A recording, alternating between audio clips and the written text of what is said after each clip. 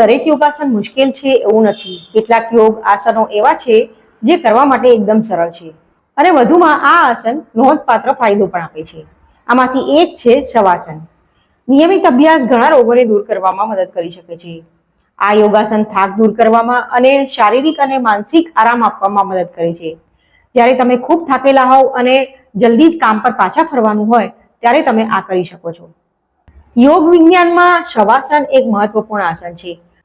તે કોઈ પણ યોગ સત્ર પછી અંતિમ આસન તરીકે કરવામાં આવે છે. શવાસન બે શબ્દોથી બનેલું છે, શબ અને આસન. શબનો શાબ્દિક અર્થ થાય છે મૃત શરીર, જ્યારે આસનનો અર્થ થાય છે પોઝ અથવા બેસવું. તો આજના વિડીયોમાં આપણે વાત કરીશું કે શવાસન કરવાથી શું ફાયદા થાય છે. આ આસન ધ્યાન કેન્દ્રિત કરવામાં અને યાદશક્તિ વધારવામાં મદદ કરે છે.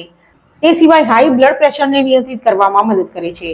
માથાનો દુખાવો અને અનિદ્રામાં રાહત મેળવવા માટે પણ શવાસન કરવાની ભલામણ આપવામાં આવે છે. આ આસન સખત યોગાસન પછી શરીરને આરામ આપવા માટે કરવામાં આવે છે.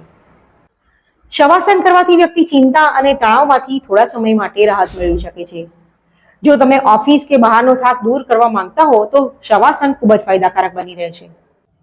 તો મિત્રો, વિડીયો જોવા માટે તમારો ખૂબ ખૂબ આભાર. ફરીથી મળીશું, ત્યાં સુધી આવજો.